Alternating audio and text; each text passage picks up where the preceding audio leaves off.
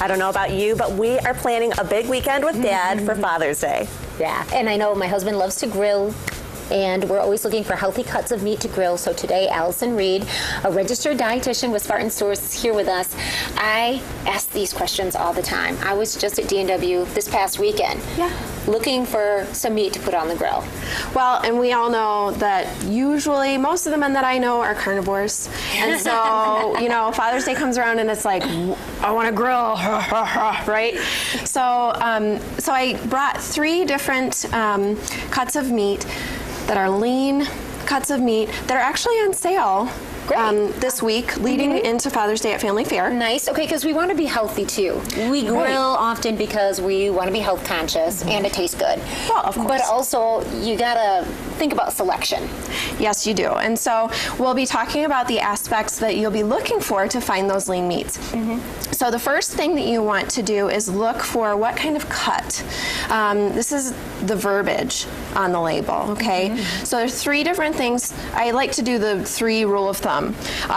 So you have loin, breast, or round. So anything that says loin, like tenderloin or sirloin, breast, like chicken or turkey breast, and then round, it could be top round, bottom round, eye of round. Okay, so those are going to be your leaner cuts. Okay.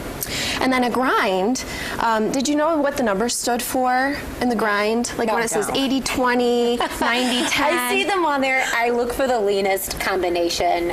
I'm not sure what they stand for, to tell you the truth. Well, the first number is the percent lean in the meat, in the grind, and the second is the percent fat. So the higher the first number, the leaner the grind, the lower the first number, the, you know, fattier the grind. So and some people actually choose things that have a little bit fattier content because they say there's a better taste. Of course, that's fine too, but if you want to be health conscious, those are some of the things that you have to watch for, right? Well, and you know that you bring up a very good point, because true that the leaner meats tend not to be as tender naturally, but we can get around that a little bit if we choose a lean cut of meat. You see this, like this chicken breast here. Right here. You see how it's kind of thick on one side and then you tend to get thinner toward the other side. That happens often. This is just a small piece of the original breast that I cut off, so you don't see as much of it there, but what you can do is you can pound that out to make it uniform in thickness. Then it cooks evenly and you don't have to worry about a really thick, you know, cooking to the center of a really thick part and then getting really dried out around the edges. So that can help. The other thing that can help is a marinade. Or, you know, mechanically tenderizing it, like I said. Okay. So that can help to make it juicier, cook up so it's more tender too. You got steak in the middle here, and that interests me because even last night, last weekend, we had steak. We love it. And what do you need to look for in a steak? Because I go to the store, I usually ask the person at the counter, which is always an option too. But there are so many different types of steak. There are. So one of the things that you'll look for is visible signs of fat. So is there marbling going through it? How much marbling? So the more marbling, the more white that's traveling through the center of the cut, the fattier it's going to be. The less marbling, the leaner it's going to be. The other thing is around the edges here. You can see that's visible fat. So then what can you do? You can trim the edges. Yep, trim it off. The other thing is the cooking method. So, you know, like I said, guys like to get out there and grill. That's actually great because the fat drips away and it's not staying there. So you don't have to cook in a frying pan with oil. You know, another good point is that meat usually has enough fat in it, even if it's lean, so that it won't stick to the pan if you don't put oil. So you don't have to put oil.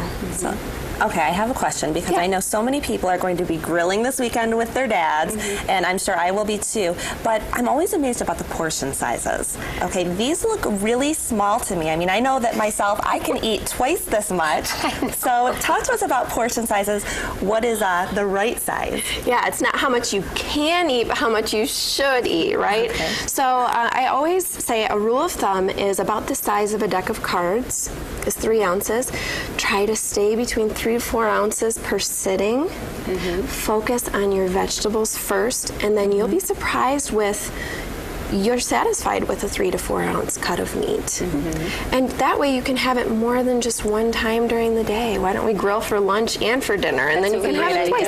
We'll right? throw a bunch of stuff on and then stick it in the refrigerator so we can just heat it up for later in the day or the next day. Yeah. So the other thing I wanted to let everyone know is that the boneless, skinless chicken breast is actually on a price freeze for the entire summer. Oh, great. $1.88 a pound is just... So stack up because it's great in the freezer. Absolutely. You can just kind of pull it out after that. And it's something that you could do on a weekly basis too. You don't have to stock up right now because it's frozen, the price is frozen throughout the summer. Right, okay. So another thing, we need to be conscious of our marinades, the things we're using. This is some great information, Allison. We appreciate it. And happy grilling to you this weekend. Thank you. And Jordan. Thank you. Thanks for having me. Yeah. Thank you for coming in. We'll be right back.